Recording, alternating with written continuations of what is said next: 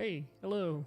Hey everyone, forgot to unmute myself there, but it seems like we are live. Let me check. Say hi into the chat if you are online and watching. That would be nice to know that I'm not alone here. And just as I check a bunch of small details, we can just start.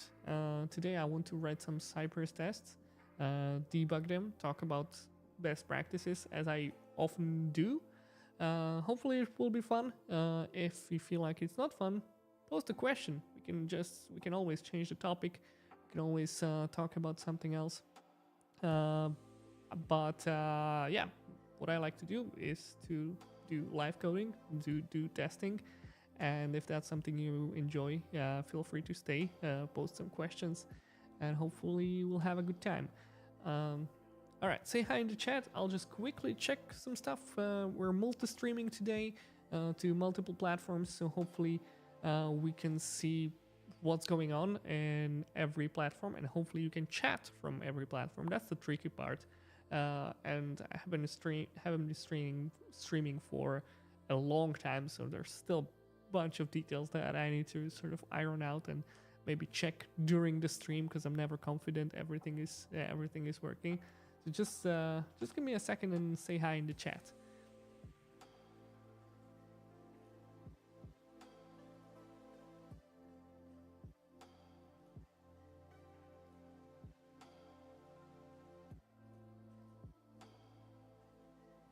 All right, seems we're on a good track. Hey, Lee, focus. All right, we are focused now. Great, seems we are on the right track. So hopefully everything is fine on the technical side, and on the chat side, hopefully everything is fine as well. If you're unsure, if you feel like I'm not reading your message, or it doesn't even like appear, it should appear right here next to my face. If you don't see that appearing, and you don't see the chat appearing anywhere, then you can hop over to YouTube. I'm currently streaming live both on Replay.io, YouTube, and on Testing Tips by Philip Ritz, so you can probably reach out to me there. And if I'm not listening, then scream. I don't know. I'm sorry if I'm not. All right, let's do some testing. I have been working a lot on a Replay.io course where I explain how to use Replay.io, and I'm going to be publishing first lessons hopefully next week, maybe even this week on Friday. We'll see how that goes. But I have been doing lots of testing, lots of trying with Replay. And if you have missed this, I have done a live stream also yesterday. So I was live yesterday and I'm live today. But yesterday I was on Nikolai Advolotkin's YouTube channel and all his social networks. And what we were doing was that we were creating replays with Replay.io on a Java framework. So we used Selenium, which were tests written by Java, and then we set up that to work with Replay browser, and it was awesome. So feel free to check it out. We were struggling a bit. It wasn't smooth sailing, but once we figured it out, it was smooth sailing from there. So today I thought maybe we can revisit the project, because I have seen that there's this Sauce Labs demo project. I believe it was saucelabsdemo.com. Maybe not. Well, we can search Sauce Labs demo. No, okay, let's do Sauce Labs demo. Swag Labs, yeah, that's the app. And is this the app? No, wait, that's this looks a little bit different, but the idea is very similar. There's a login page where you can put in your username and password, and those are available right on this page, so you can You can test the successful login or the unsuccessful login, and then you log in. Well, let's do that. And you should see a swag store. Yeah, like an e-commerce site where you can add stuff to the cart and maybe look at the details. Pretty basic stuff, but it's really nice for situations where you want to test your test automation skills. Maybe you want to automate this with a new framework you're learning, and here's something you can test against. So it is a really nice project. It looks slightly different than the one that we were working on with Nikolai yesterday. So let me see if I can find the right one. It was interesting. We did take a deep dive into the project. We did take a look at the items and the React components that the application is created from, and it was a lot of fun. But I can't seem to find the right version. You know what? Let me take a look in here, because I believe I have the link to that project somewhere here. All right, here we go. And now I can take a look. So we created this recording, believe it or not, with Selenium Java, with Selenium in Java, and as we passed the replay browser instead of standard Chromium browser, we were able to capture everything that the Selenium script was doing. So we opened the source demo. I believe that was the site, right? sourcedemo.com. Oh wait, there's like a V1, so maybe if I don't do V1. Okay, here's the version 2. Okay. Now I understand what's going on. It was looking differently, so I wasn't sure what the hell is going on. All right, so this was the application we were testing today, and we created that recording. So we had a Selenium script, we hooked up Replay browser into it, and we recorded basically everything that the script was doing. So the script would open the site, it would type in the email or the username, then password. It would click on the submit button or submit the form, and that was pretty much it. So as we created that recording, what we could do next was to dive into the components and different parts of this application. So this application is written in React, this Swag Labs. We could see all of the static assets, we could see everything that was happening, and we were adding these print statements to sort of examine what's happening in the application. So that was pretty cool. We didn't really have a flaky test or a failing test, so there was nothing to investigate, and that's where the power of Replay really lays. But it was still kind of cool to see. For example, like here you can see this typing password, so we could jump into the function, this handle pass change, which was handling all the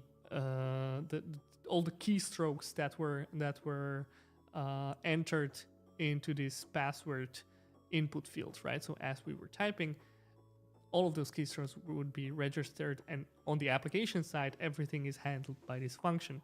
So we printed out like the even target value of whatever keystroke was done, and that's created this source of pyramid of all of the values that at each point the input field had. So yeah, Yo-Yo is asking, how do you end-to-end test? How do you end-to-end automated API testing?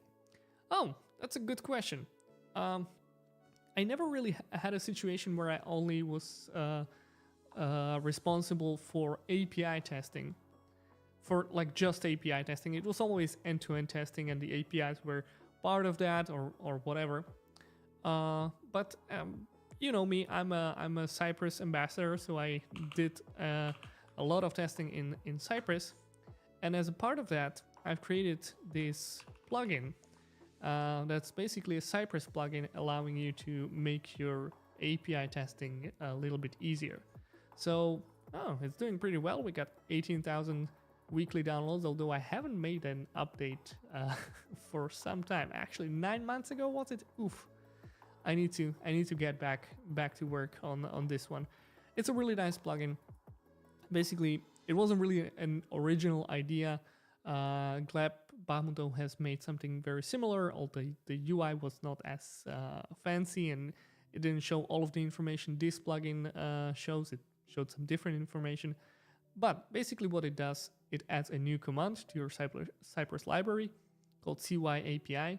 And you can have like this Postman-like experience where you can take a look at the query and headers and response and size and duration and all of the attributes of API testing. So it was good for some, it is a good plugin for something that requires you to like call some API endpoints and then examine, maybe make some assertions on them. And you don't have to like open the console, it will just appear in the UI view of Cypress.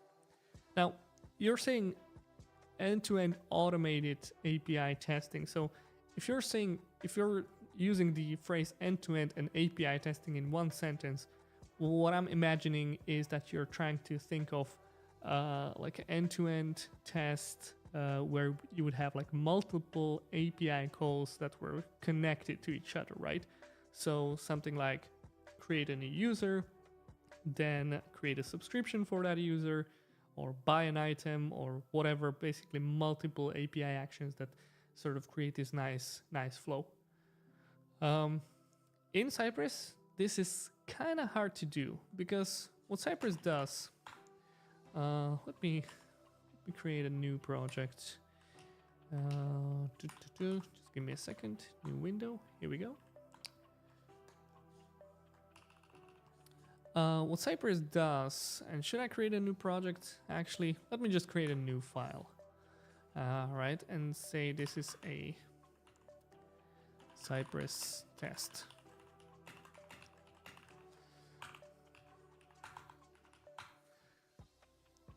Okay, so I'm writing some Cypress commands like CY request, and I'm calling certain API. Let's say it's a post request to I don't know, account create, and then we pass on some objects, right? Like username, hello, and then password, and it will be something like this. I don't know, right?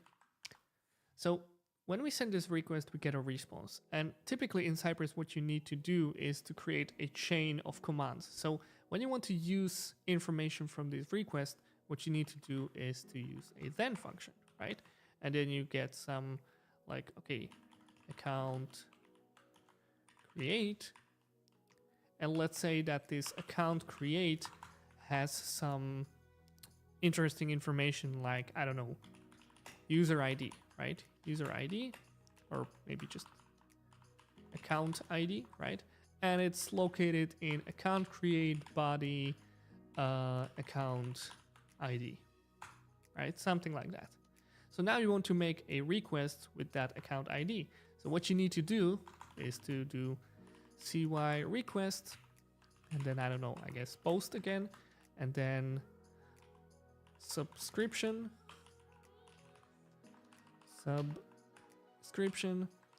and then in the body you will set the, I don't know, like you'll do the body,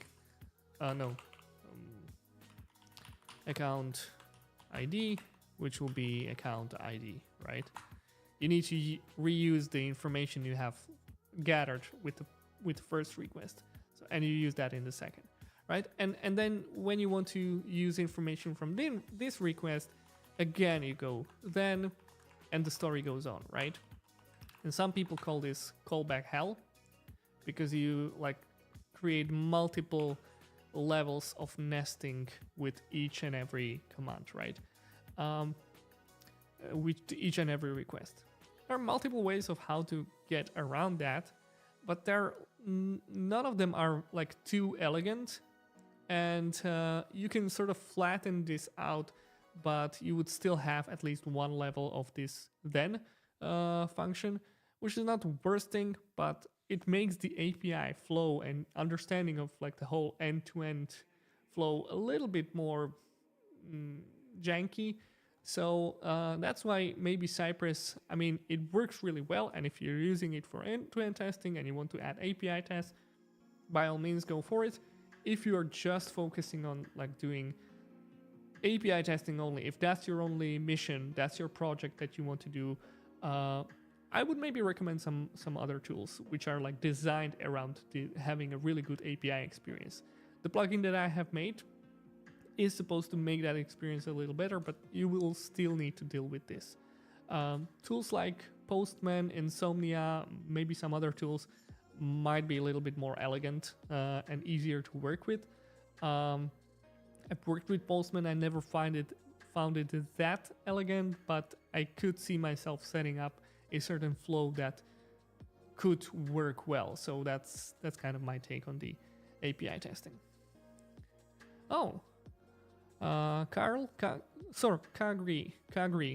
probably not pronouncing your name right, sorry about that. But Kagri is asking, what is your shift left test understanding from a QA perspective? I don't know.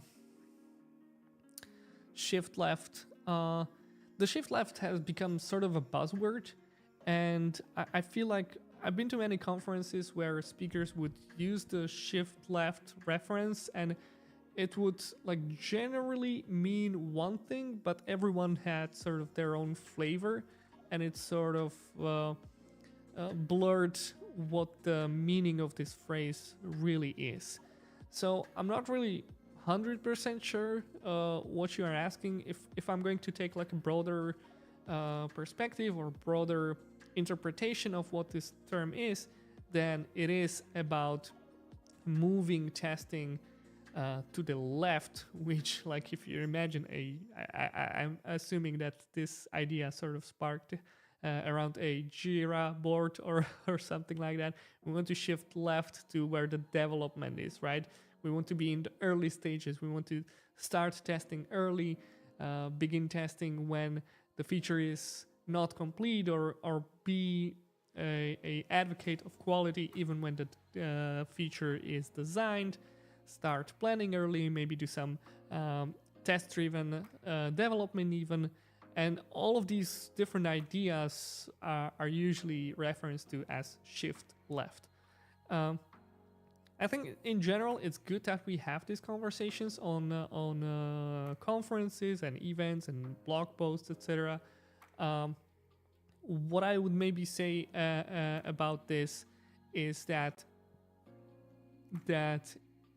my personal opinion is that every tester should get technical, and I feel like shifting left, getting technical and shifting left are very much like overlaying, right? If we want to be involved as testers in the development planning and maybe design process, we need to understand these things. And I think generally that's a good thing. I'm very big proponent of, hey, if you're testing, try to understand what the technical solution is. I think that's really good for you. I know not everyone has this opinion. Some people are trying to stay more on the business side and don't really want to think about what's inside the black box, right? So they do the black box approach. I'm not really a fan of that. I believe testers should get technical. So I think the conversation about shift left is a useful one. And yeah, I think QA's testers want to be involved in that. I'm going to be talking about this at one of the conferences I'm going to. I have like this working metaphor that I don't know if it works well or not. Basically, if you have some technical solution, like a real world technical solution, for example, like an airplane, right? If you want to be sure that the airplane does the thing that it should, which is fly, transport people or goods, or basically work from beginning to the end, you don't really want people that don't understand the technicalities testing it, right? if you want someone to assess whether this plane is working and is actually going to work well throughout its lifetime, you probably want to have that assessment made by someone who understands how planes are built, how they are assembled together, right? You could look at the business side and you can say that, all right, we have these really nice leather seats inside, and everyone's going to be having a great time when they're using the plane, but maybe the plane never takes off, right? So I think this sort of, I see this sometimes being reflected in the like a testing and QA discussions, and there's apparently dilemma on whether you should or should not be technical. I personally always say be technical. Try to understand. Be able to read the code. You don't have to be developer, but at least have an idea of what the building blocks are. And again, I say this as my own opinion. I'm not saying that this is the whole truth. I'm still learning a lot, so I don't think I'm covering like all the areas here. So I come from sort of a web dev world where I'm dealing mostly with like web applications. So that's just so you understand where I'm coming from. Yeah, and we got some clarification on that. Increasing unit test number with different scenarios and reduce UI tests. Does it really work? That's what I'm wondering. And see, this is this is the thing I was kind of wondering, like, what does it mean shift left? Because I heard this as well. I didn't think of mentioning it, because this is also part of the shift left perspective, right? Let's start testing at the unit level and let's reduce the UI test. I don't know if I have like a very set opinion on this. I've been I mentioned Nikolai Advolotkin. I have been on his podcast for a second time. The second episode is not yet published, and I said something. He gave me a really good question, and he asked me like, "Do we need testers?" And I said to Nikolai, "Oh, I'm going to get cancelled for this, but I don't think we need testers. We need testing." And then I explained my position, which I'm going to do now. But also I was kind of laughing that someone is going to clip that and just drag me all over the internet. But what that means is I like to be really pragmatic about testing and about what we do, because our clients don't really care about whether we write our tests in Cypress, Playwright, Selenium, whatever, but they care about working product. And if you think critically about what your product needs and what it is you need to do in order to make it be functional, right? To make it work the thing that it is supposed to be doing. If the answer is more unit tests and less UI tests, or no UI tests at all, then by all means go for it, right? If the answer is, hey, let's actually make more UI tests and we don't really need unit tests because our components are not doing this sort of complicated thing, so we can pretty much live without them, then by all means, right? Some applications need API testing. If you have an application that has a lot of integrations, then you probably need some contract testing. That's why we have all of these different types of testing, right? Because not every application is the same, and every application probably needs some different approach. So that's a lot of words for like not really saying anything, because honestly I don't really have a set opinion on this, because I would probably form that based on the context of the application that I'm testing. And it's really very different to test a SaaS service versus like an e-commerce store or a CRM or something else. You're going to have like a bunch of different problems in every one of these applications. So hopefully it at least partially answers the question. All right, thanks for those questions. Keep them coming. I wanted to do one thing. So I looked into the Swag Labs looked into replay and the way of how we can uh, examine what's going on in our application, there was one interesting thing that happened yesterday. We'd have this credentials.js file, and when we our apologies, something went wrong. Let's try that again. Yeah, and when we were trying to, there was this set credentials functions, and when we tried to print out the username and password, what would happen is that we would have standard user and undefined. The password would just like disappear at some point.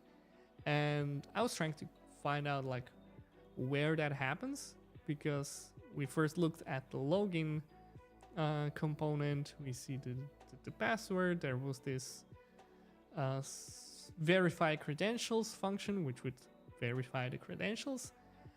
And then there would be set credentials, and I would add a print statement right below this, right where we have the set credentials, and that's the orange print statement, right? And we could see the standard user secret sauce, right? But then when I would go to the function itself and try to print out the variables, it would say undefined, and I didn't know like why that is happening. So that's something we were trying to get to the bottom, but we were like over 2.5 hours at that time, so we didn't get to that. Might be fun to explore, but maybe it's too like sort of in the middle. What I thought of doing today is to go to GitHub, confirm your account. Yeah, okay, let's go there. I was just randomly trying to search for Cypress tests in different repos that are like open source and out there on GitHub, and try to see some Cypress tests, maybe clone them, try to run them, and debug them, maybe learn something interesting. So we have some repositories. Let me make this bigger. This is some Cypress playground. All right, we got the DB setup running the test. This looks interesting. Steve Kinney and Petro Zubar. Let's see what kind of tests we have here. Oh, these are lessons. So this seems to be like a workshop. There you go. Really nice stuff. Additional things you can do. Aliases. Oh, this is really good. Shout out to Steve Kinney and collaborators, because this seems like a really nice workshop or something. All right. Okay, yeah, so in this workshop they go through like all kinds of different things. I'm wondering what sort of application they are using, because I see that there's a setup. Let's do Cypress JSON localhost 3000. All right, so let's see what we are starting. Oh, Prisma, nice. Okay, so there's like a serious application here with the database.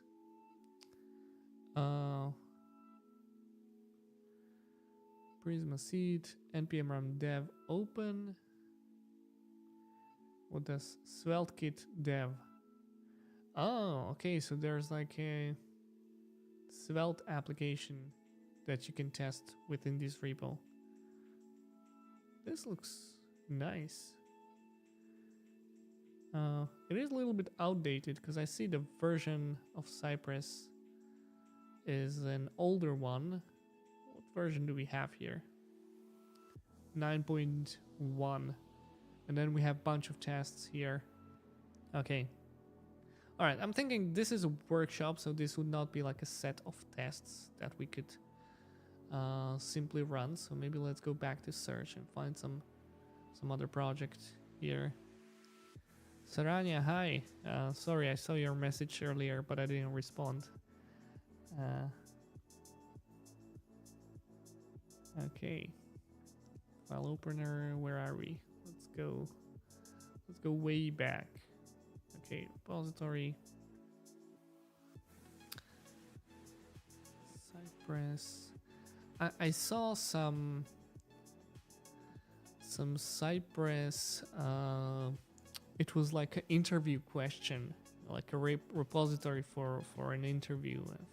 Find a flaky test or something like that. GX Cypress test. JS calculator. Okay, Project Cypress.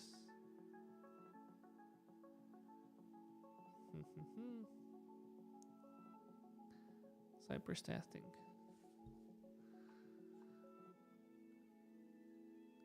What did I search for? I forgot what I searched for when I was looking for the repository, because I know I found a. Oh, this is a lot. Okay.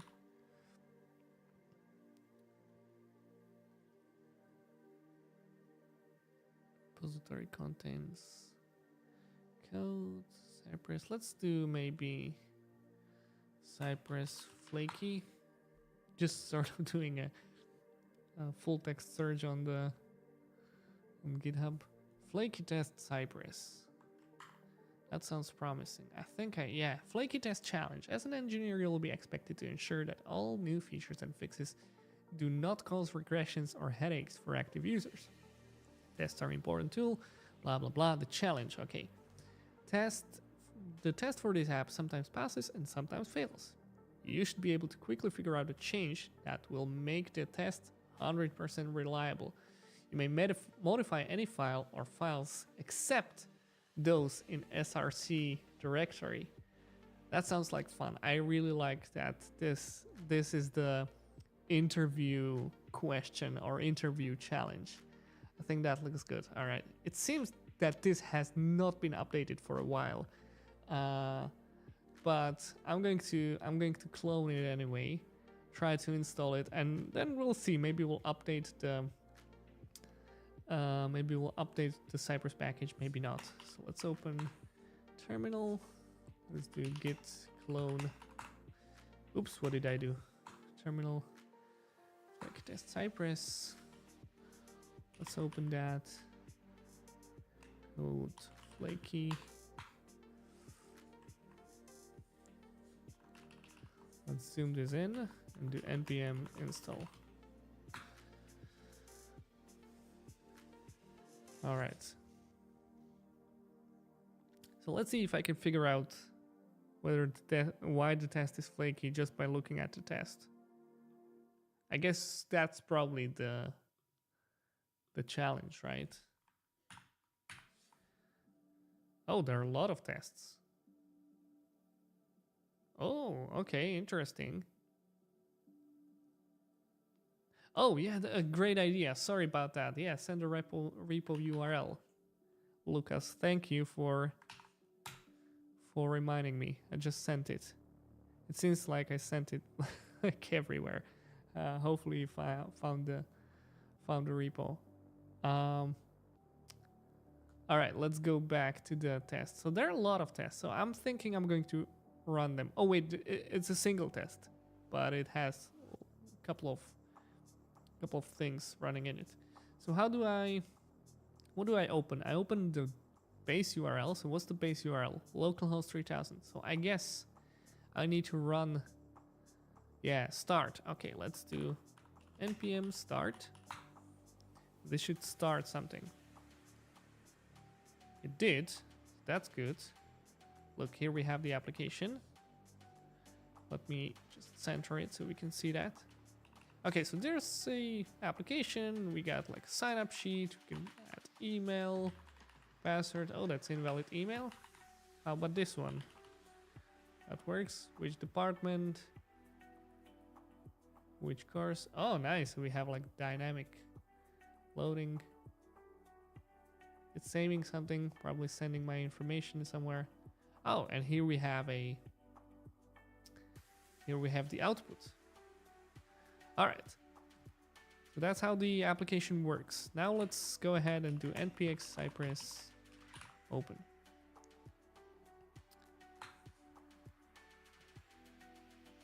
Oh, we're running version 7. Oh, that's ancient. Oh, okay. I'll probably just update it. Will this even run? I'm wondering how long does Cypress maintain their version? Oh, and it's slow. I forgot how slow it is, because Cypress has made some updates, you know, like for M1 MacBooks, and it was like super fast. So now I click this. Oh, it doesn't even open Chrome for me. Something seriously broken with this version. All right, let's just update it. I cannot even look at it. So let's do npm install Cypress latest. And I believe there should be like a migration guide available for me. If not, I can do it manually. It's probably not a lot of work.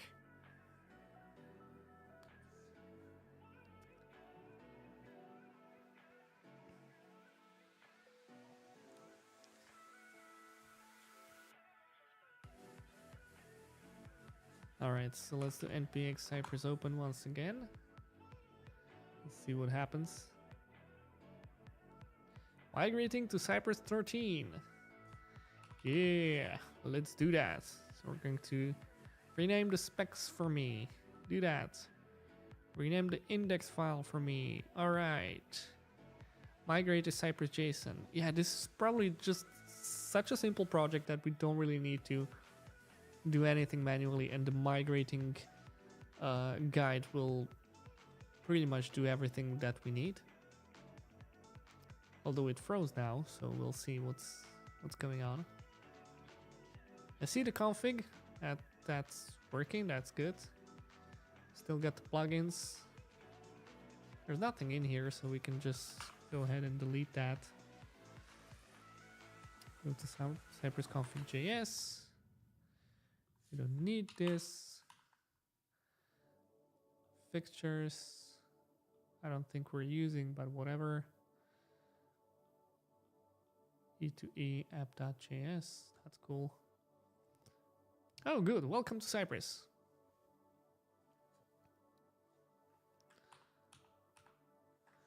All right, so we got our appcy.js. Let's run this. Well, let's see what happens.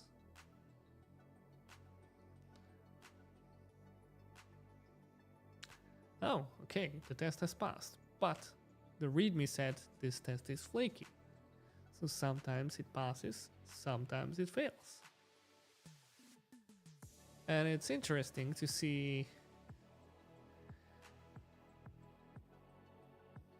the weighting. The weighting is sort of what's interesting to me, because it sometimes does, like it always passes right now, but it seems that maybe there's something with the weighting there that's going to make it fail. I don't know. There was this really weird timeout in one of the commands. When I looked into test, the timeout was 4,501 millisecond, and it's exactly the thing that sort of waits a little bit longer. So do we actually have a solution in here? Maybe if I do the remove that default timeout, that's going to make it flaky. Right now it has failed, so let's try to run it again.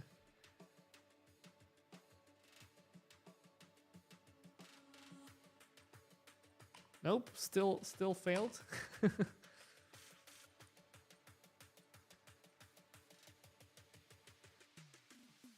Oh, okay. Okay, okay, my instinct was spot on, right? So the thing we are searching for, which is the email that we have here, the line that appears, the people list of people, right? That will appear just like slightly around 4 seconds. And that's what makes our test flaky, because the default command timeout in Cypress is 4 seconds. So if this thing over here appears in 4 seconds or below, we're going to pass. If it's going to take longer, then it's going to fail. All right, that's a nice flaky test. All right, what I'm going to do is something that I've been doing on these streams recently, and I'm going to record this, and the README file specifically said don't change anything in the source directory. So I'm not going to look into there just yet, but I am going to install Replay and run this test against Replay browser, right? So those of you who are new here, npm install replay io, replay io/cypress. I'm going to install this package, and it works like any other plugin into Cypress. What you need to do is to first of all install it, and then you can find this in the documentation. And I always go to the documentation because I never remember it like immediately. And what do we have? Do we have CommonJS? Yeah, CommonJS syntax. So I'm going to copy this, right? So we'll import the plugin into our Cypress config and then set it up in the setup node events. And we have an API key which I already have stored in my bash profile, but that's something you usually like go register to Replay.io, create your account, and then in settings you'll find the API key. Maybe I should just show it. I think that'll probably be. Wait, what did I open? I wanted to open a browser, right? So if you go to app Replay.io, I'm already logged in, right? So in the settings, you'll go here, go to API keys, and then generate a new API key. So I already have one. I saved it in my bash profile, so the plugin will be able to find it. Now, one more thing, I need to add to e2e.js this line of code. Don't need commands.js, so just delete that. And I'm good to go, right? So now when I run Cypress, you can see a change here. We have more browsers, so that's what the plugin does. It will add a new browser into your choice of browsers. We don't have the icons. I think I'm going to do a pull request for the Cypress repo to add those icons. That would be nice. Anyways, I'm not really able to create a recording by just clicking on this. That's coming. That will definitely be there. But for now, what I'm going to do is just use the headless mode. So I'll do npx cypress run, and then I'll pass the browser. So I'm passing the options. Not sure if you can. That's better. -- browser replay chromium. So everything is pretty much going to run the same, but instead of the Chrome browser or Electron or whatever, we're going to use the Replay Chromium browser. So what's that? It's a browser that has the capability to record everything that's happening between the browser and operation system. What that means is that we can record everything that's happening on the test inside the browser and inside the application that we are running inside the browser. And that means every function call, every network call, every DOM change, React elements, properties, you name it. It's all there. And it's amazing if you have a case like this, where you have a flaky test and you need to figure out why it is flaky. We already kind of figure out why it is flaky, right? There is this timeout, but I want to understand why that timeout is there. So I'm going to run my test like this, which means I'm recording everything that's happening in the browser. And now when I finish my tests, you can see that there's a message completing some outstanding work, and the recording I have just made is going to get uploaded, and now I can view it in Replay DevTools. Replay DevTools are just like DevTools in a browser, but we have built our own, and those DevTools don't debug like a live application, but can actually debug that recording. So you have like two phases, right? First, you record everything using that browser. You get a recording, which we call replay, and then you take that replay and open it in Replay DevTools. So let me show you Replay DevTools. This can be opened in any browser, right? So this is not something special. I mean, it is very special, but it's not as if you could not open it in your normal browser, because you can. So it will take a moment to process everything, process the recording, but it's going pretty well, so not too much waiting. Let's open this, and voila. This is a replay, right? This is exactly what happened in our test, and we got this. By default, you're going to see this viewer view, right, where you can just go ahead and view your test, right? Here's this replay button, which when I'm going to press is going to play like a video, right? So we can see our test in action, submitting stuff, blah blah blah, and of course it is passing. So that's actually not what we want. I want to run it more times so it will eventually fail, so I can sort of compare the case where it failed and with the case where it passed. So maybe we can keep this recording, but I'm going to go back to VS Code and run this again in hopes that it will fail this time. If not, I'm going to try again and again until I get a failed recording. Hopefully it will not take too many times. Oh, look, at a first try. Great. Right, so we have recorded the failed run, completing some outstanding work, and then we'll get the whole recording. So let's go. Here we go. Here's the link. Go ahead and open it. Again, we'll do some processing in the background, and then open that recording.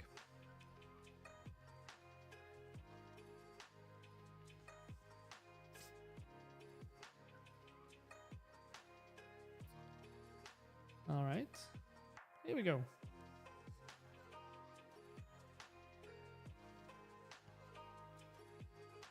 Okay, so again, we have the viewer. We can view this as a video.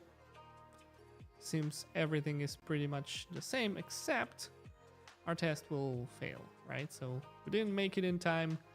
The message did not appear, and this is good for us because now we can compare a passing case with a failing case, and yeah. So I mentioned we have this viewer, right? But what we also have, and that's where the power is, we have DevTools. So in the DevTools, we can actually examine what's happening. So these look like your standard DevTools. We got console, we got elements panel, so we can actually search for elements in the DOM. We got React panel, that's useful for React application, which I don't know if this is. I think it is. There was the create scripts React kind of script in there, right?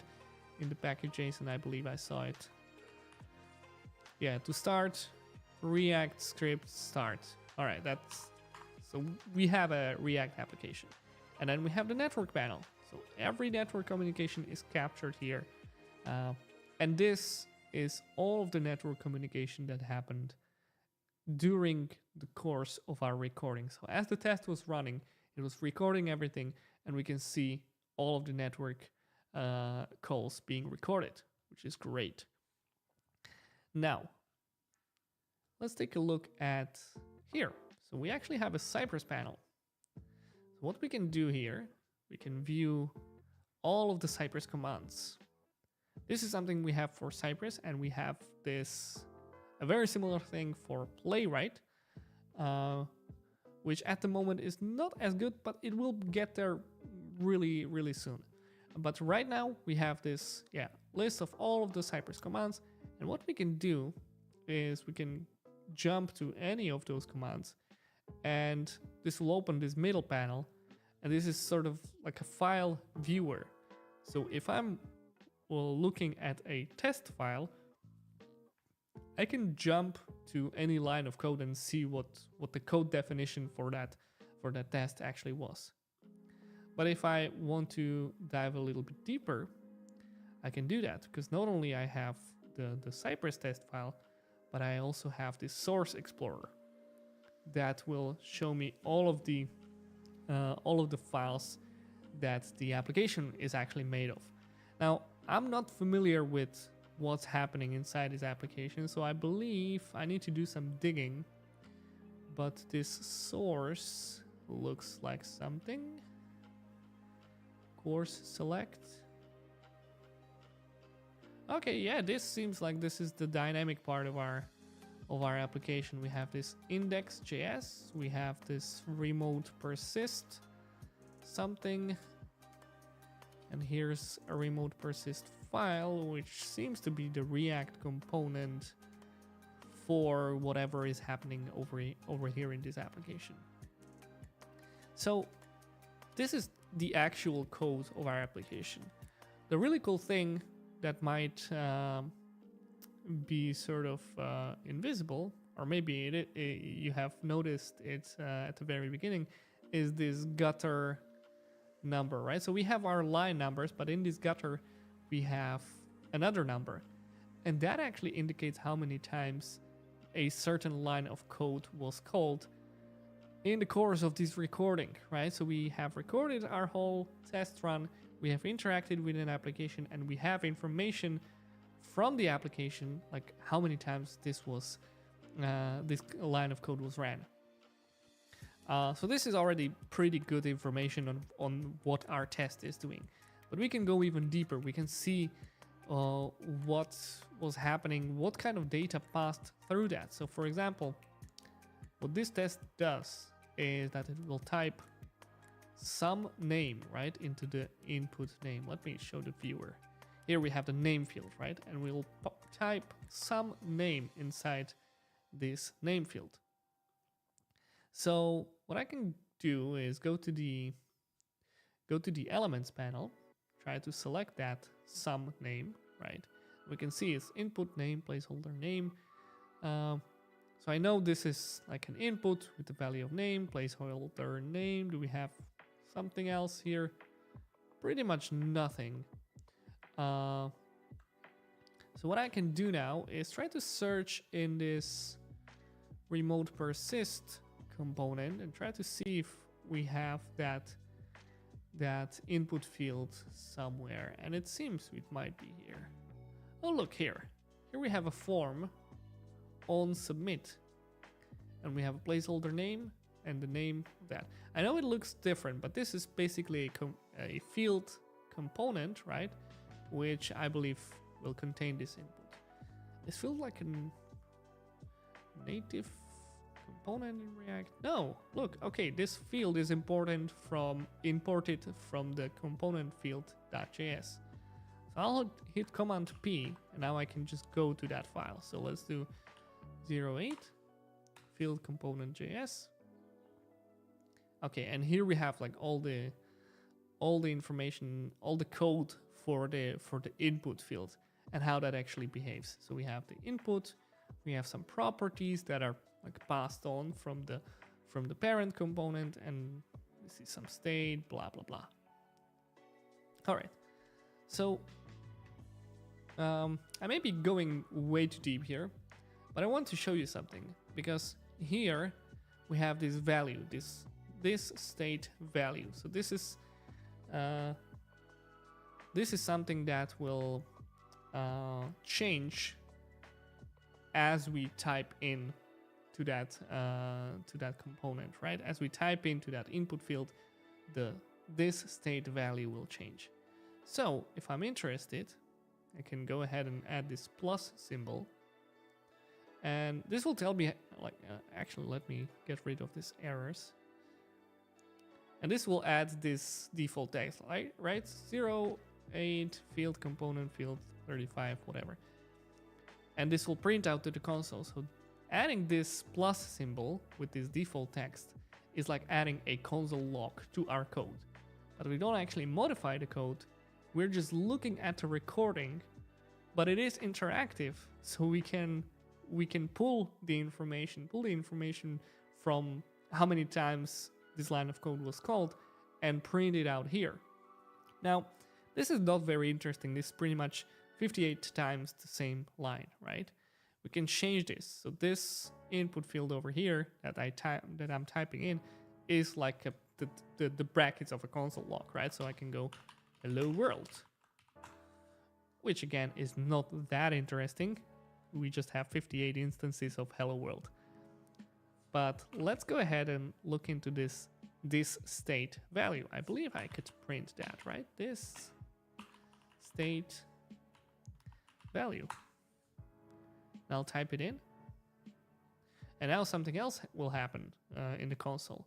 We're printing out all of the input values of all of the field components, right? So we have some name, and then we have some email.com, right? So remember, this field is used for both the name field and the email field, right? So that's why we see that twice, and that's why we see that sort of printing out in this fashion where there's an empty line, then there's S, empty line, SO, empty line, etc., etc., because that's what's happening as we are typing. Everything is sort of refreshing, and then as we start typing the password, we see the password appear. So we see like the whole life cycle of what's happening in the during this test. So Dennis, hey, all right. I'm getting sort of sidetracked here by the different features of replay, which I'm very enthusiastic about, as you can tell probably. Also, but we sort of strayed away of the real problem here, right? If we go back to our test, when we ran it, we saw that it's flaky. It's passing one time and it's failing another time. So let's now try to use these tools and try to see if we can tell what's actually different when the test is passing and when the test is failing. So if I go to the passing test, open the Cypress panel, and go to the very last assertion, we can see that we get li element, and then we are expecting that li element to have a certain text, right? If we go to the fail test and open the Cypress panel, we can see that the assertion is failing, but also the get input is not really returning anything, right? And we can confirm that by looking into the details. So these are the details. Wait, let me... Hey, why are my details not showing? Or are they? And I'm not... Okay, it seems like this is broken for me. Oh no! Okay, I had them resized all the way down. That was the problem. All right, so let's. Okay, so when you do the details of this get command, we can see that okay, pretty much nothing was found, right? It even says unable to retrieve details for this step, which is interesting.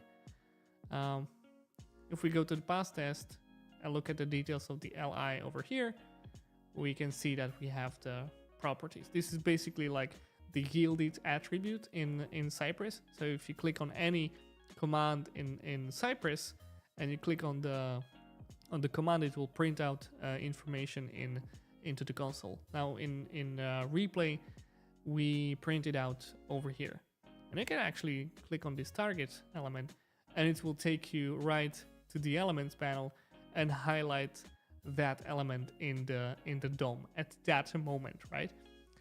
And this is also interesting. Like, this is the moment where that element was visible, right? If we scroll back and take a look at try to take a look at the exact element, we'll not be able to find it. Wait, where is it? Where's like even the thing, right? So we have people, we have unordered list in here, but it doesn't have any list items, any li elements. So this is where that thing should render. It's not rendered yet, right? But if we go to the end of the test, how far should I go? I'll probably get to the moment where that element is rendered. Here we go. I can now see that it's probably not that visible in the stream, but if I scroll down, look at the people, here's our UL element, and now it has LI elements. Okay, so if we're debugging the flaky test and we see that there's this discrepancy, right? We don't see the LI element here, but we see it over here. Obviously, we want to understand what's going on with this UL element. Now, since this application is written in React, our job is a little bit easier, because what I can do in the React panel is to select this React component selector, and it crashed. Oh no. Let's see if I can do that again. Not crash, but actually... Oh, okay. Okay, seems I found a bug. I'm going to report that, because this should not be happening. We should be able to like click on this icon and select a React component. It doesn't seem we can do that. I'm not sure if it's what's the cause, but the amazing engineers I work with will probably be able to tell.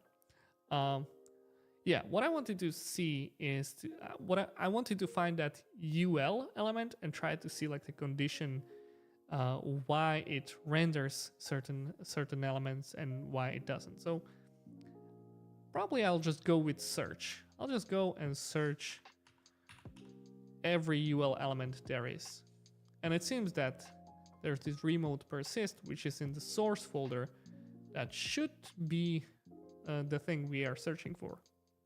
Okay, so we got remote persist line 152, and we see that there's this map function and is rendering our li element, and it says name, email, department, course. So this is probably what we want, right? I can add a print statement over here and print out all of this information. Let's do name, email, department, course. I'll paste it into the print statement, look into the console, remove this unused logs, and here we go. You have some name, some email, core, git it. Ah, shoot, sorry. I've accidentally swiped back.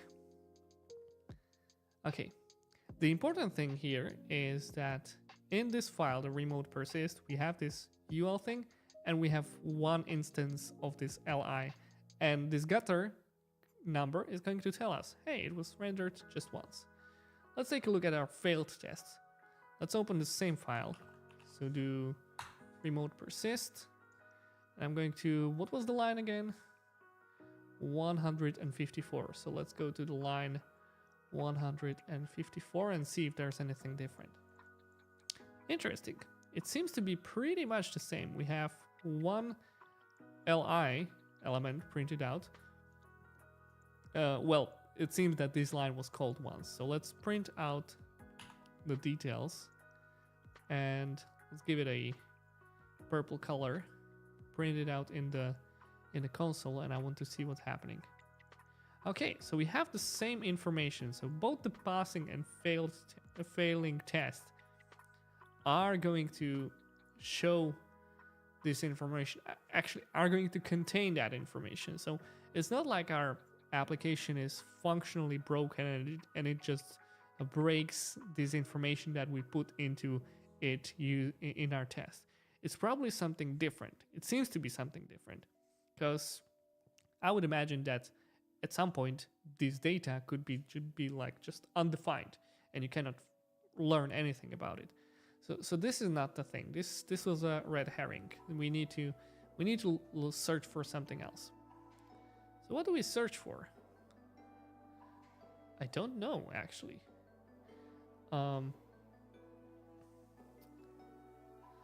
We have this set state. Everything looks pretty okay here, but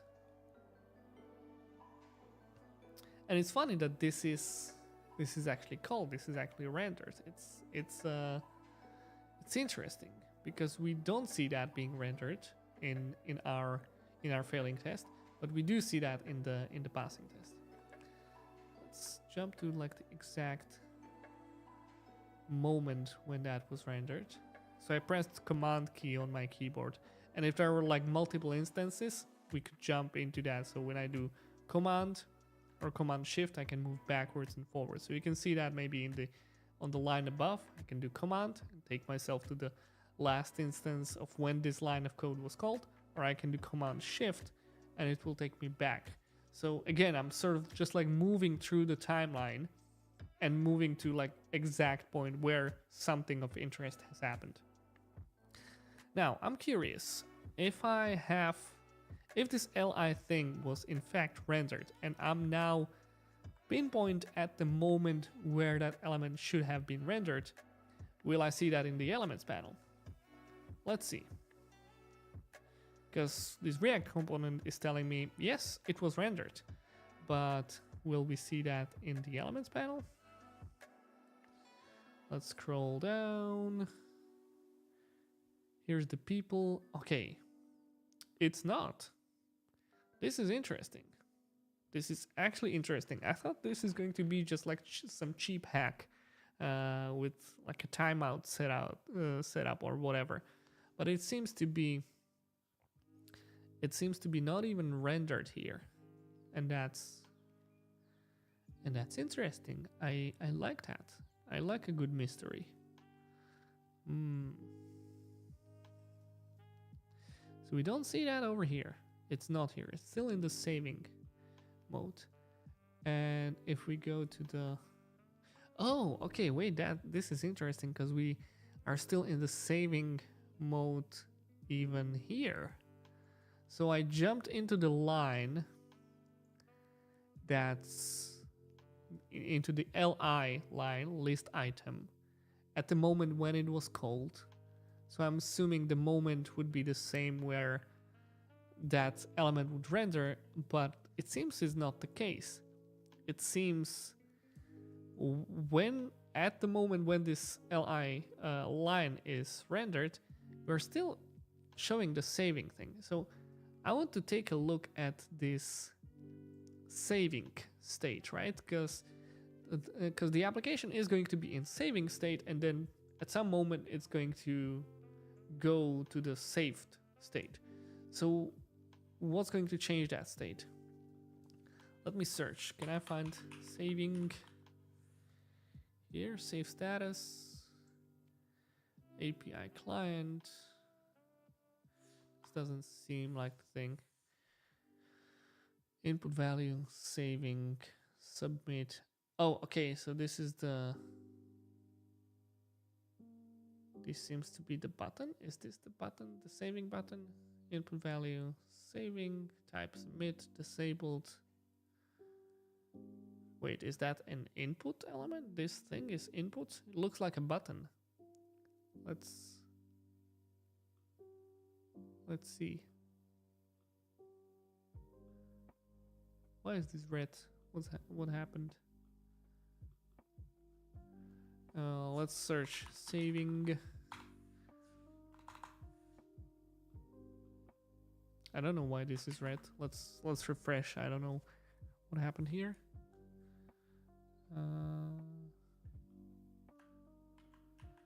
Saving.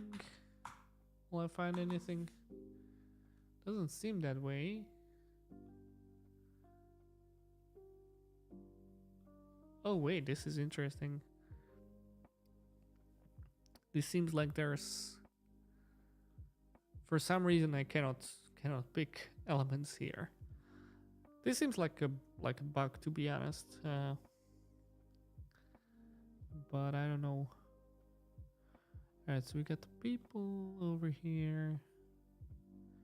Input disabled, submit, saved. Oh wait, this is strange. because I see the input disabled type submit value saved, which I guess should be this element, but we see the saving over here and it says saved over here. That's very strange.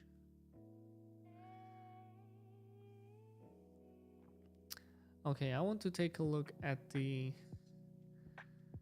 status saving, save status.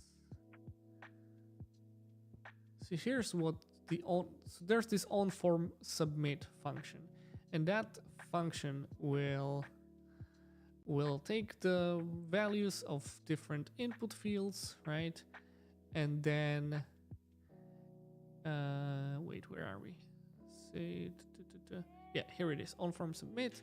It will take the fields, it will add it to the people state, right? And then it will set state saving, and there's this API client which will take care of save people and then set state to, it will clear out the state, okay?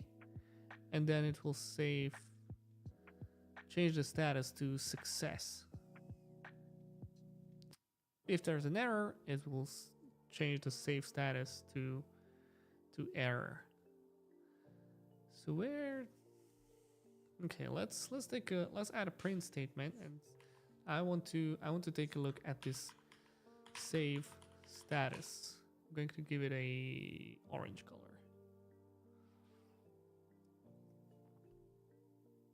Wait, save status is not defined. Okay, maybe I need to add this over here.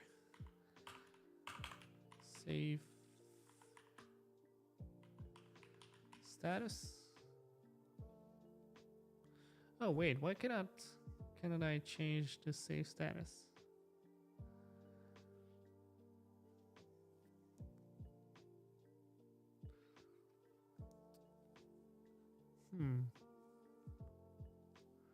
I don't know. This is actually some debugging we have to do here. On input change, save status ready. This is weird, I cannot get the save status. State loading. Maybe I can add a print statement here and just print out the whole state as it goes. It's 30 lines of calls, so let's do this state. And let's see if there's anything interesting in here. All right, so so this is like a state box for everything.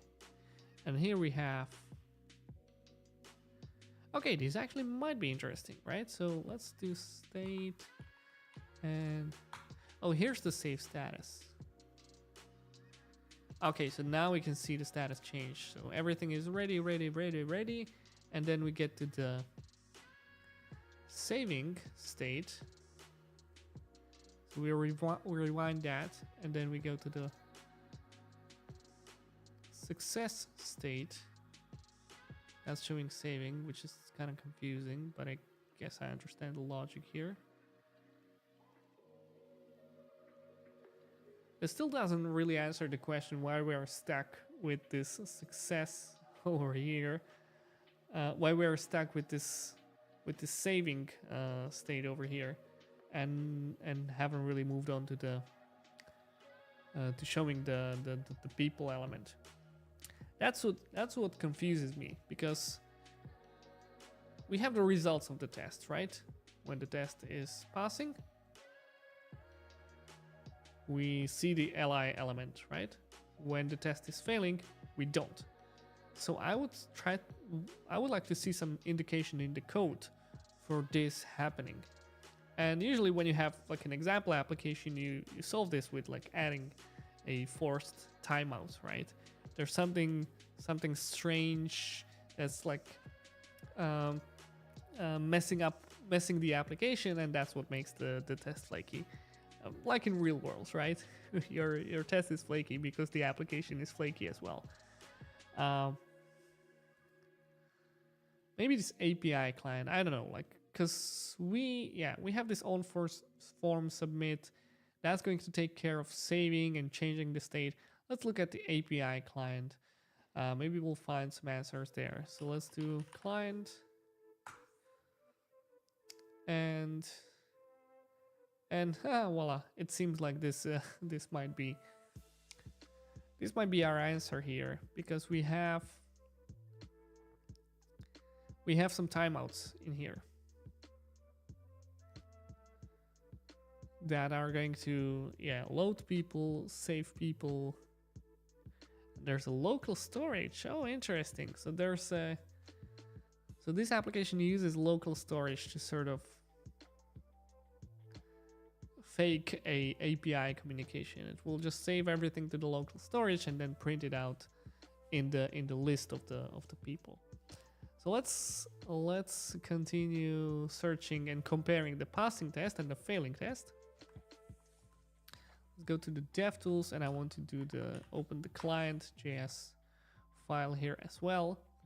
And in terms of lines of code being called, looks pretty much the same. So what I think might be interesting is to try to see what this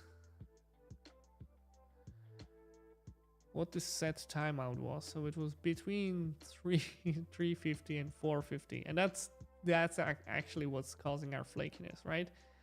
If it's between 350 and 450, that means it can either be more than 4 seconds or less than 4 seconds. If it's less than 4 seconds, the test is going to pass. If it's more than 4 seconds, the test is going to fail. I believe we can take a look at what this function has returned, right? If I add this to the print statement, I believe we are capturing the value of that, right? Yeah, it seems that way. Let's just turn off all of the other print statements. So here's like the pause information where you have everything that you've added to the console. And here we have between 350 and 450, we have this. Let's add that print statement over here as well. And here we have the 350, so that's below 4 seconds. So it seems to be exactly what we see in the test result, right? If we have 3.5 second, test is passing, therefore we have a passing test, right?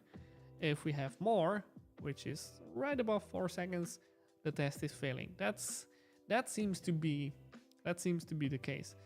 Now, why is it actually like showing and not showing that element? Oh, okay, I get it now. Because the save people function that we have over here is going to return. What is it going to return?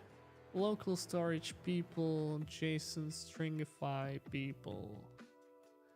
Okay, so it is going to add those people into the local storage, but it is going to do it in a interval. All right. Yeah, seems that way. Okay, and then we have the load people function. And this seems to load the information from the local storage. Interesting. I want to see where these functions are being called. Like, let's just search load people function call. It's in the remote persist. So API client, load people, then people set the state, people. All right. So after we mount the component, that's when this function is going to be called. I'm assuming. Where is that going to? What is that going to be called? Is it at the very beginning or at the very end? This is what's confusing to me a little bit. Okay. Let's take a look at this function over here. Sorry. It also seems to be called just once at this very end.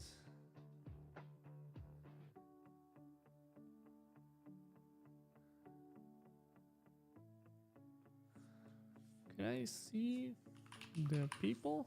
Let's add a print statement over here. Oh, okay. This is an empty array. If I add print statement here, this is also empty array. So I don't know. Yeah, this component did mount. It seems to be referencing the like the very initial load of the component, but it is kind of confusing because I would expect that to be called like at some point at the beginning of the application. I'm not like 100% sure about this, but it seems like that. Where's that actually coming from? The component did mount. I don't see that referenced anywhere. I believe that's sort of like a React function, right? Yeah, so that's like a default. You probably don't even need to import it. These docs are old. Yeah, I can imagine. The application is slightly older. I mean, but what's old in today's world? Like we have, this is application that was built, like last updated 3 years ago, and it's already old. It's already using functions that are deprecated. Isn't that crazy? Yeah, okay, let's go back to this. So there was one more function in the client JS, and that was the save people. So let's see where's the save people function being called. Okay, that's in the API client, right? So we save people. Let's print out people that are over here. And here we see the list. Okay. But this is the fail test. So this doesn't seem to be that different. Yeah, if I go to save people, find that function call. Wait, where are we? Here. And print out the people. Yeah, that's pretty much the same. I'm still kind of curious. Like I see the timeout. That's obviously telling us something, but I want to understand how the application actually works.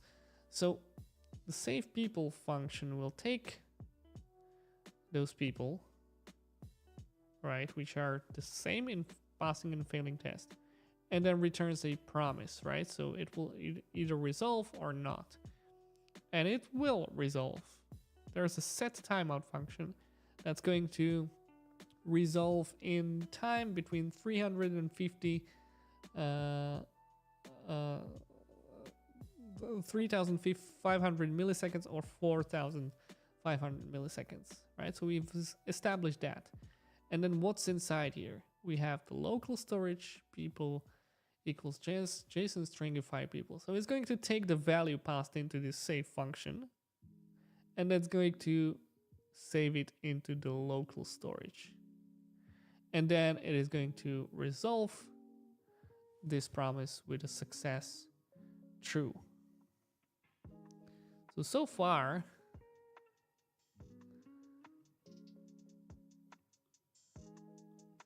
I don't see. Oh, okay. I think I get it now. Like this, both of these functions will eventually resolve, right? This save people will resolve, and then we're going to reset the state of the inputs and show the list of people. But in this case, we're doing it too late. Our test is just too fast, and it's going to result as resolve this as a failed instance way too soon. If we waited for a moment, then our test would be going well. It would be passing. So we have the set state.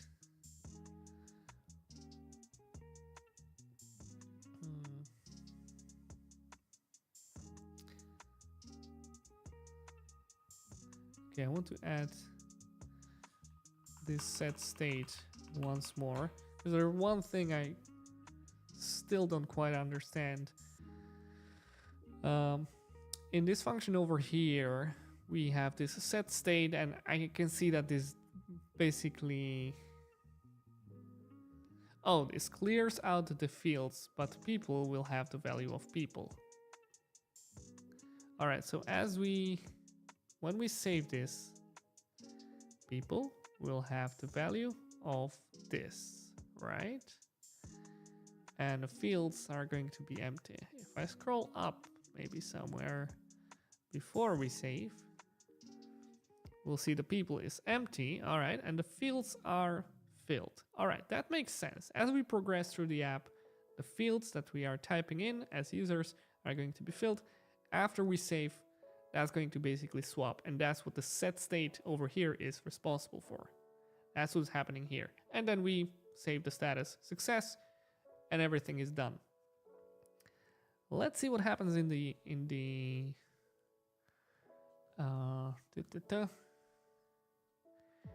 failing test. So line 91. Wait, I need the remote persist file. So let's do remote persist. Line 91, and I want to print out this state. Okay, so at the very bottom, I'll see we have people over here, and then people are empty over here. I mean, this is kind of interesting. So it seems like these two tests in the application are not different. The only thing that's really different is that timeout. But there's still a little bit of time when that application while that application is still being recorded. Cypress won't take notice, but replay will. It will happen in the browser. So there's probably like a split second while we are still recording and the test is already done. That's interesting. I wouldn't have thought that. I would honestly, what really threw me off at the very beginning was this one, the ly. I would expect in the failing test this line not to be called even once. And it seems it is being called. It is being called at the very end. And I would expect that not to be called at all in most of the cases. I would like to experiment with this a little bit. So now that I know that we have this client over here, what if I added a more drastic timeout? And I would also, you know what? Let's add it to the const. Oh wait, no. I need to do const timeout. Add it over here. Const timeout, and then add that to timeout. And I want to console log it out. Console log it out.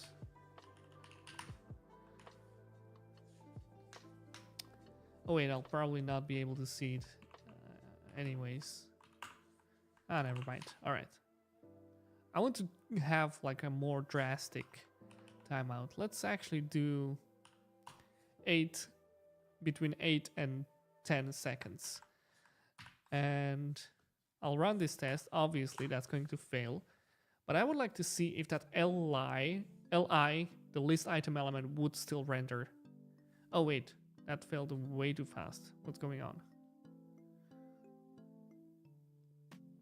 Cannot find module URL parse. What's going on?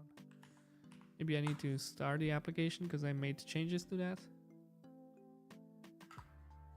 Looks that way. Yeah, there were some errors. Let me try that again.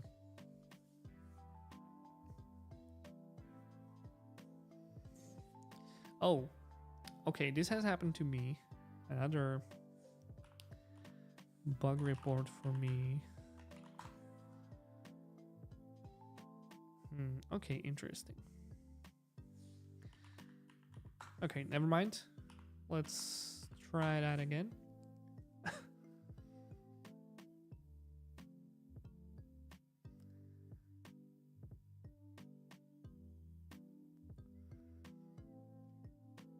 Okay, this has failed as we would expect. Let's take a look at the replay. So it's completing some outstanding work.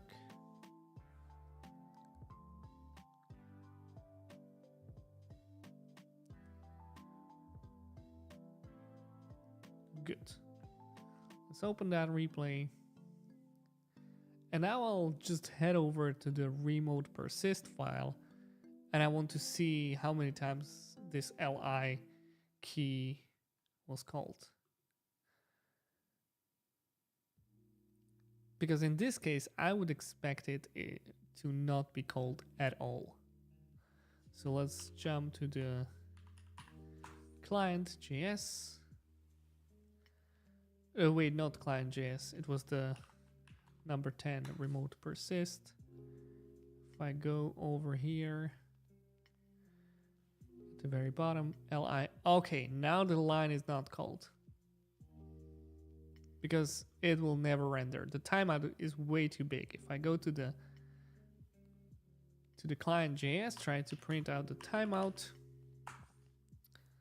Let's print it out. Hide these extra logs. It's 8 seconds, right? Okay, so this was kind of confusing, but it also shows the intensity with which replay records stuff, right? So we had a passing and a failing test, and in terms of like the code execution, like which lines of code were executed, they were sort of identical. The only difference was that we had there was a timeout that was sort of messing up with our application. And that timeout was different, and that what made our test pass or fail. But in terms of the lines being executed, this li actually got rendered while our recording was still going on. So we see that over here, which is, I would say, kind of an edge case, but maybe not, I don't know. But if the difference is more pronounced, you would also see that in the line execution. And this is what was funny to me, because I would expect the li line not being executed at all in the failing test, because that's what we saw in the viewer. That's what we witnessed. The line never appeared. Our test failed before the line could ever appear. But it seems the recording actually takes a little while longer, which kind of threw me off in this case. But it is a really, really nice example. Kudos to you, whoever created that. I think I saw a name, David something, or Dan G13. Very nice interview question. I like that very much. All right, let's see if I can do another one. How's the chat doing? It hasn't been very active. Not sure if you're still watching or everyone left and I'm here just by myself. We got some flaky test repositories. Flaky Swy Cypress. I'll just open a bunch of Airvet Flaky Cypress challenge, which would be the basic approach you would take on a case like this one. I mean, the most basic approach, I think it was in the solution, right? It was just making the timeout a little bit longer. because that's sort of a reality of our applications, right? They sometimes take a little while to load because we have all these API calls that load assets from server and do all kinds of stuff, right?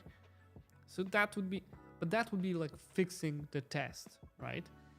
Maybe there's a case where you actually need to fix the application, and that's what is really valuable with replay, because you can dive into the code. You have captured everything that happened on the code level, right? So if there's some flakiness, if there's something that the application is doing which is not supposed to be doing, or there's some race condition happening between your test and the application, that's where you can like really dive in and fix that. And we have been sort of fixed with this idea that end-to-end tests are flaky. That's no longer true. It doesn't have to be. We have the tools, we have the means of fixing our test and our application. And I think that's really powerful. So yeah.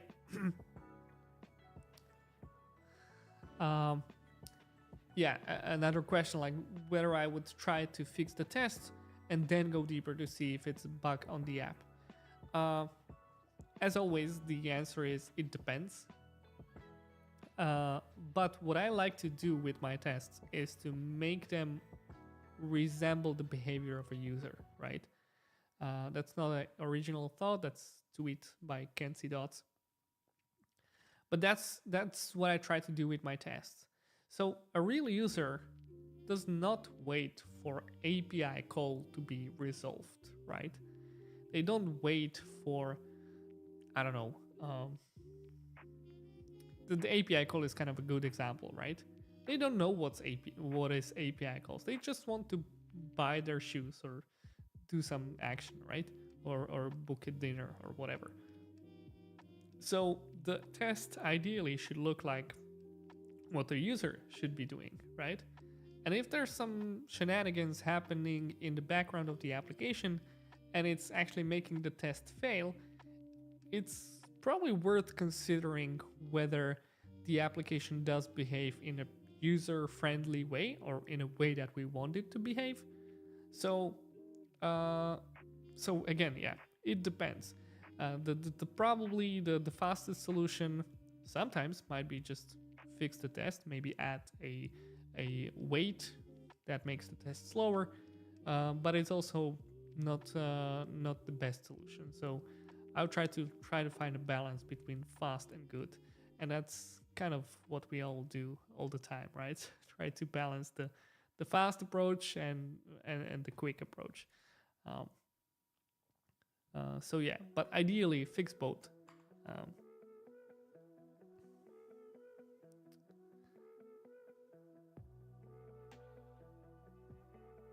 Okay.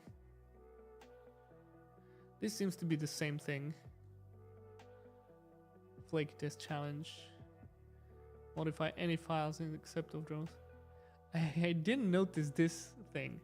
Forking this repo is an immediate disqualification. Why?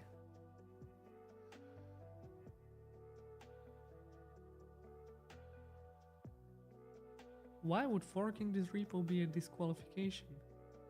I don't get it. Oh, I guess like you don't want to, yeah, if you have a fork, you could probably find a solution and those candidates could look at each other's solutions because you can see forks in GitHub. But come on, that could be I think that could be said differently, right?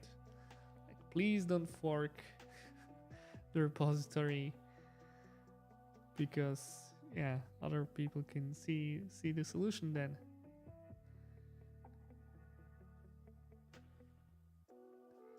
All right, this seems to be exactly the same thing. Maybe the forking really did mess up these people flow. All right.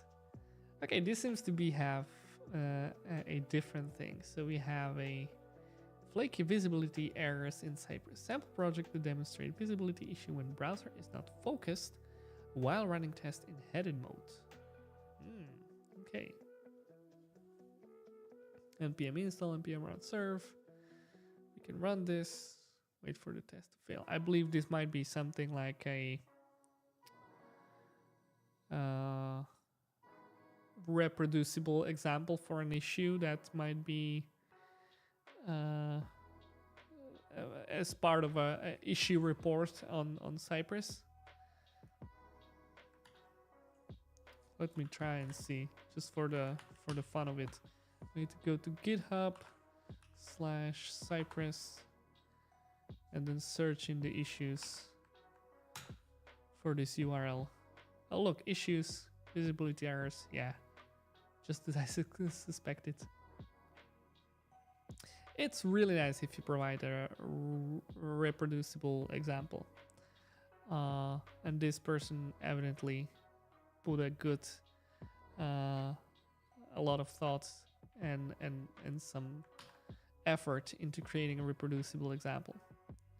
And it's good when you have that option.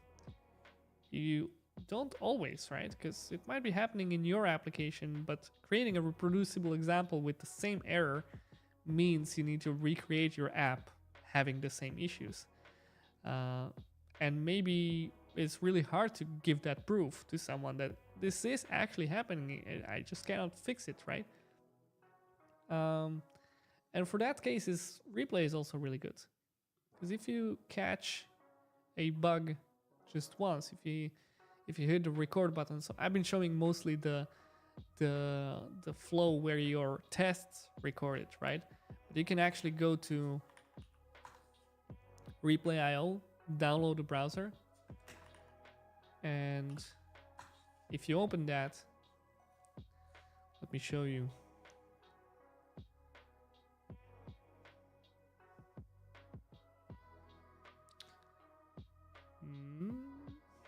Okay, let's go. Right, so when you open that, you can, oh, I have a sign in button, so I should probably sign in, but there's usually a record button. Let's do sign in real quick.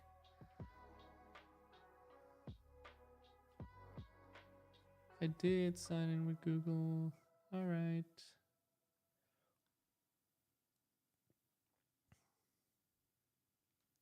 Right, so here's this record button. You can open a new tab, hit record, and then record any kind of problem you have. And then that will create that recording, that robust recording that you can send either to the developer or a maintainer of the code. The one thing that you need to look out for is that you're really recording everything. So if you have like a local storage or cookies that are inside the browser which might be sensitive, you should be aware that you're sending that too. So ideally you're working on a staging environment or somewhere where you can record and don't really have to worry about that information to be exposed to someone. If you do worry about that, but you trust the person that's going to be fixing that, then you can go to, wait, where do I have some sort of recording? You can go share and then share that not with anyone, but you can add a certain email and share that recording with just the person that you want. So that's also an option. And that's sort of an alternative to doing this, which is, again, very awesome that you put the effort to that. But there's also an easier way. Just record the issue, send it over, and they'll have all the information they could possibly need. Oh, good question from Dennis. Does Replay.io has on roadmap supporting robot framework? How do I answer this? The support for robot framework is practically there. So robot framework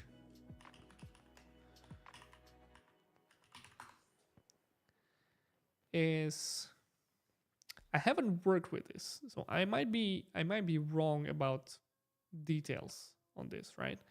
But robot framework is a tool that helps you create scenarios that are then run, and I believe you can choose, right, if they're going to be ran on top of Selenium or playwright or whatever, in the end, what's going to happen is that you are going to run a browser, right?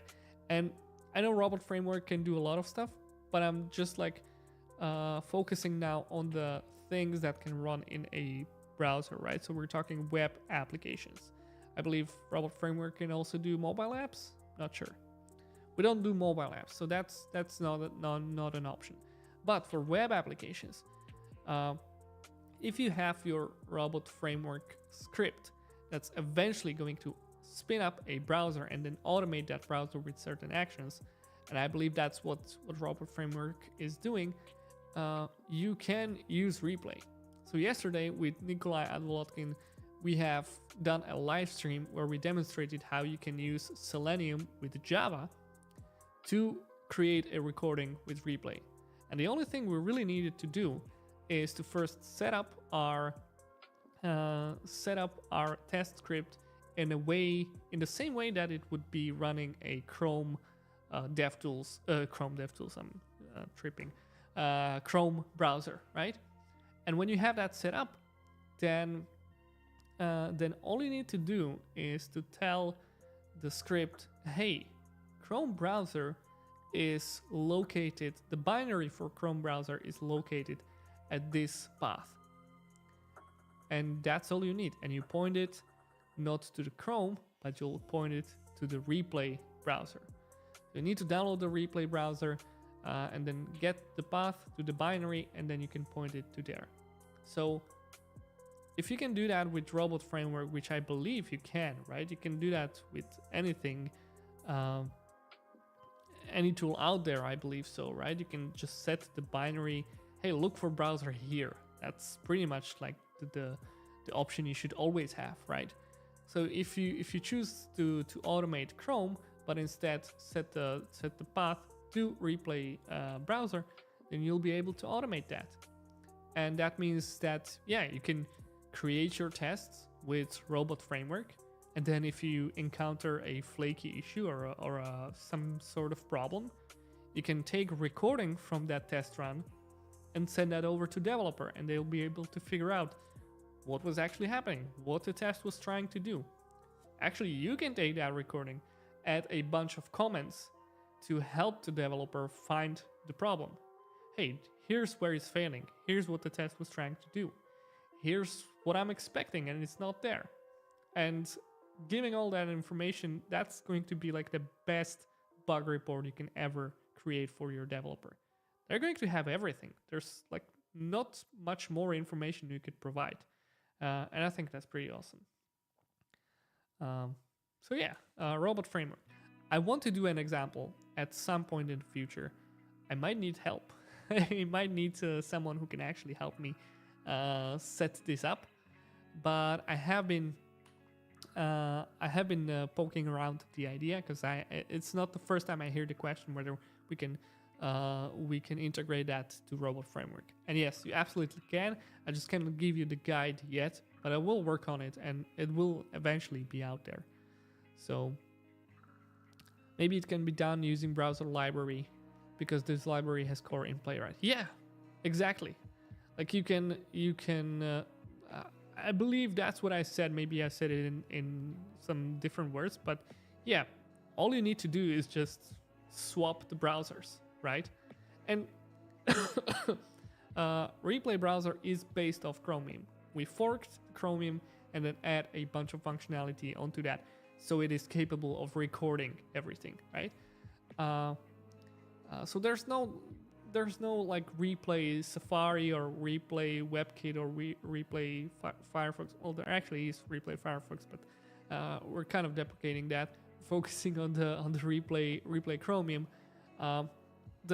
Where the value is not like on the cross-browser testing, but where the value really is for Replay is to have a really good debugging experience. And most of the issues that happen with the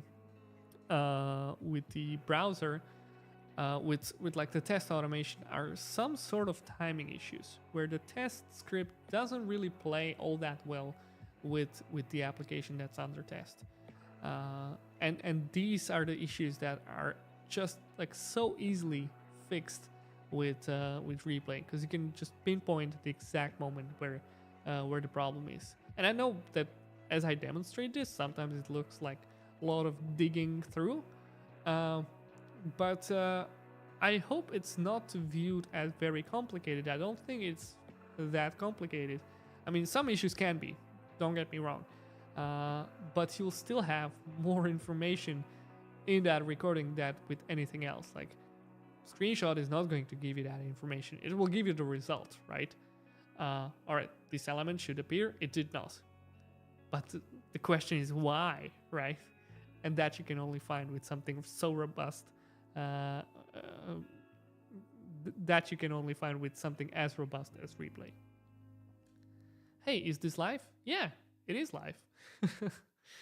If you have a question, feel free to ask, and I'll get to that. All right, so what's the time we have here? All right, I've been going on for almost 2 hours.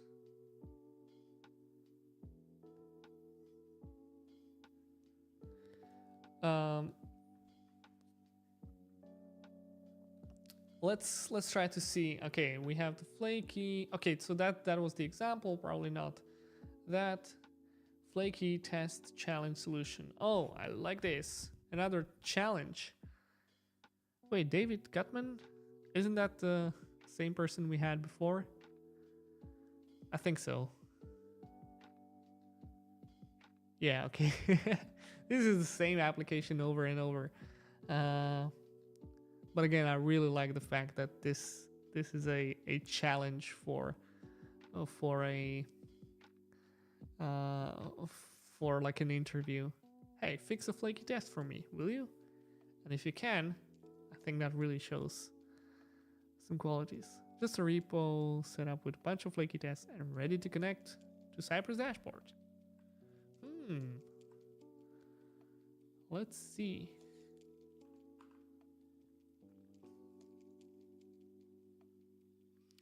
Create React app.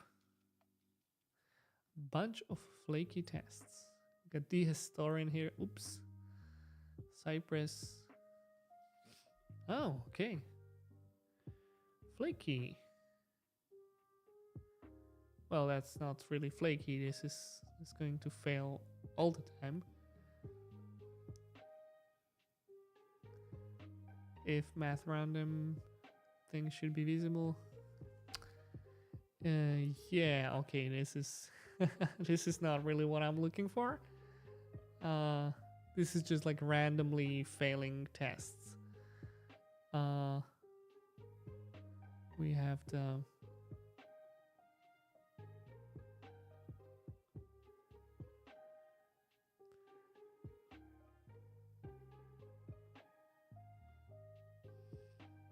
so we have the application. Yeah, this is probably not something we were looking for. And we got to the end of the list. We got a flake example from Bamto. Delete item flake example. I believe he might have a video on this.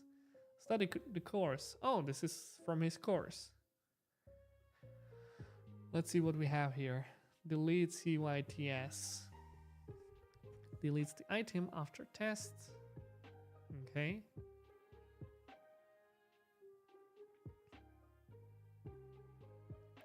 Reset the backend data by making API call. Visit the application. Confirm.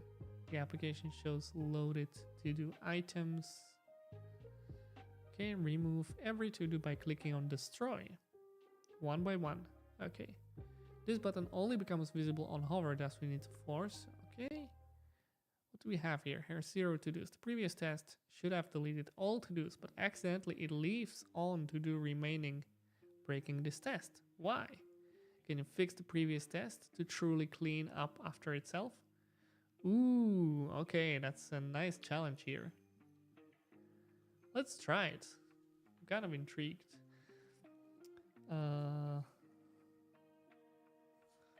Let's clone this terminal. Git clone.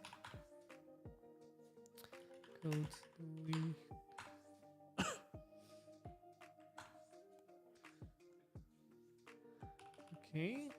do npm install, I believe, right? Package JSON start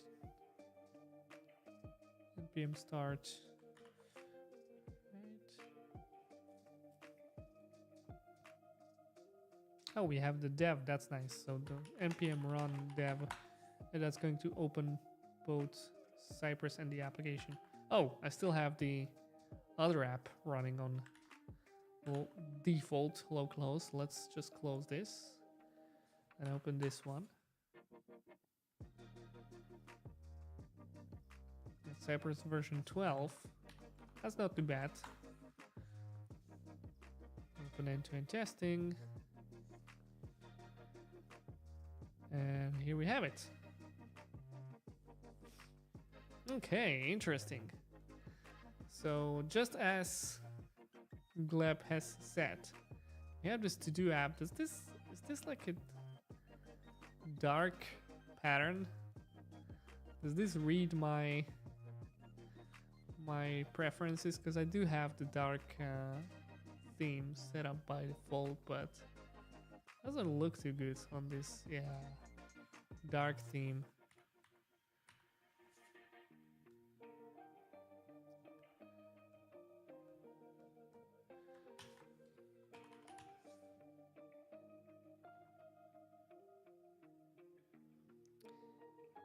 If match media. Yeah, okay, let's comment this out.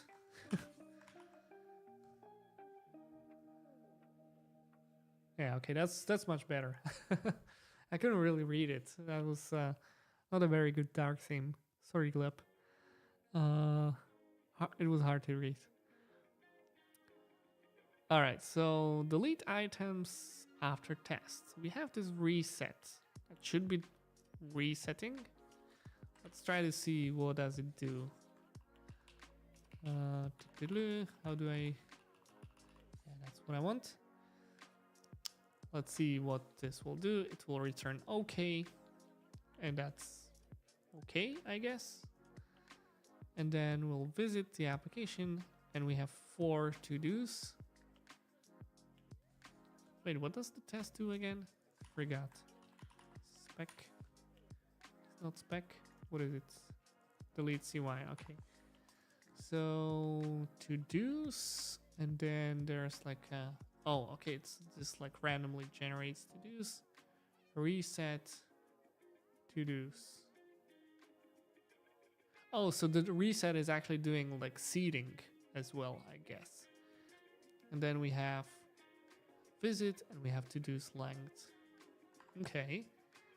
So this can actually generate different number of to-dos.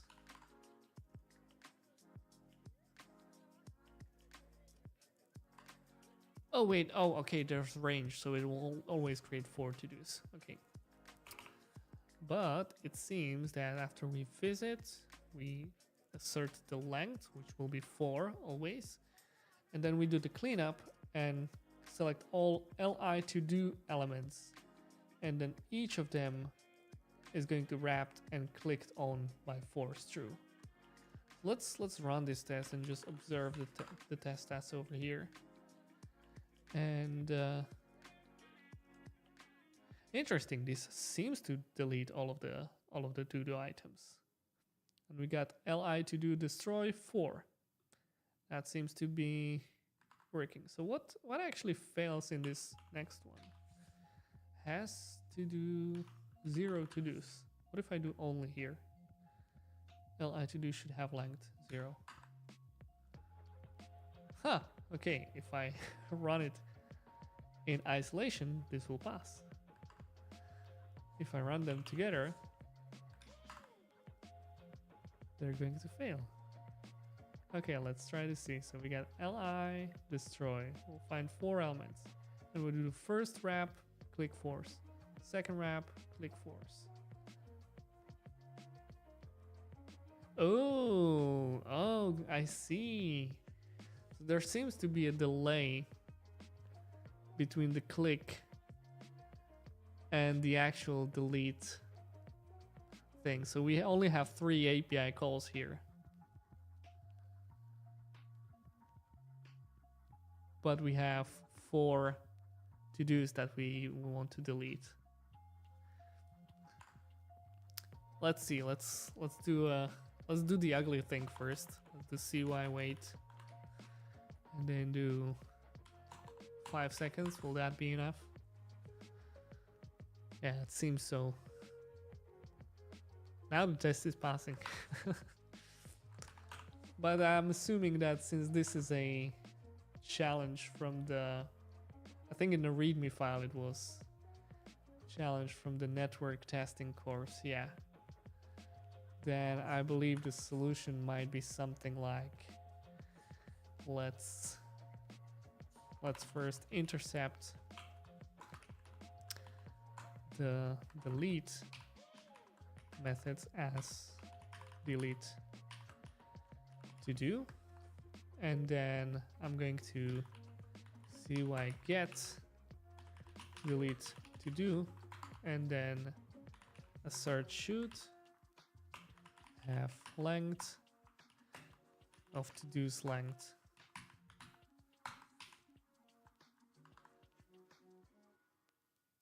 Wait, I didn't map that properly. Doesn't seem that. I guess I need to do a little bit more than just methods. So let's do delete, and what was the URL? To-dos and then something. So to-dos asterisk, that should do it. Yeah, here we go. Okay. To have property length. Oh, okay. So what do we yield after we get the request? Oh, yeah, not like that. Like this. Delete to do all. No, still nothing. Wait, this was something else. Yeah, okay, I guess I clicked on it while it was running. All right, yeah, so now we're waiting for 4 to-do items, API calls to be made. We wait for them all to happen, and only then we move to the next test. Really nice clip. That was a nice example. All right, sorry, I wasn't paying attention to the chat. Sandeep is saying I missed this completely. Yeah, well, we've been all going on for over 2 hours, but that's okay. There's still recording of this on the YouTube channel, so don't worry. You'll be able to see that. Do we need some sort of cleanup task or delete function? Oh, you're probably asking why I was still coding. Yeah, I think the trick was that the delete was just not happening immediately. Let me see if I can find this in the source code here. So we have the data index HTML. So there should be delete somewhere, right? Wait, what was the selector for this? Destroy, that's what we want. Destroy. Now we have class to destroy, and there's this is in view, right? So we have the remove to do that will take care of removing that to do. So let's find this remove to do function. And here it is. It will remove. And look, here we go. We have random delay. So we added a random delay, and then we have a set timeout, which is going to sort of just like take a random time to delete. Remove to do from the server after random delay of milliseconds. Nice. Well, that's actually console log. Will we see that in console log? Yeah, look at that. Remove to do from the server after random milliseconds. Yeah, all right. Very nice. All right. I think I'm going to wrap this up. I think it's about the time. I've been going on for 2 hours. I believe that's enough for today. Probably going to meet you next week. You know what? Let me check my calendar and see if that's true. Yeah, next week I'll be streaming again week after that probably as well. Then I'll have a little break. But I have scheduled a really exciting live stream with Artem Zakarenko. I'm mispronouncing his name. Sorry, Artem. He's the author of Mock Service. Geez, I'm really nailing it, right?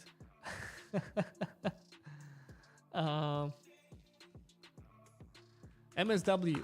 That's the Mock Service Worker. Okay, why wasn't I sure about this? Yeah, Mock Service Worker, a API mocking library for JavaScript for your application. Really powerful stuff. Very respected among experts in the field. I'm going to have him on. We're going to be talking about testing because he has been releasing a lot of great content on testing, and I want to pick his brain.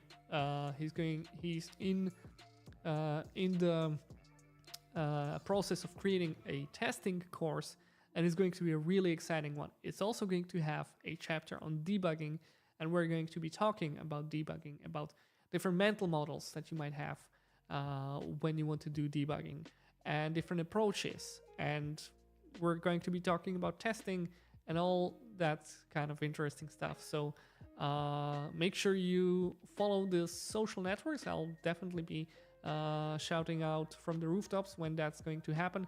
It's in 1 month, but before we do that, I'm going to be here next Wednesday, hopefully, and then one Wednesday after that. So if you have any suggestions on what you would like to discuss, what you would like to talk about, maybe you have a repository, maybe you have some flaky tests, send them to me over on Discord, or just contact me through Twitter or LinkedIn. I'd be happy to chat. So yeah. Oh, Sandeep has been struggling a lot with mock servers, so we'll definitely be there for that one. It will not be the very next one, but it is coming in March, and I'm really looking forward to that. So yeah, tune in, and happy testing, everyone. See you next time.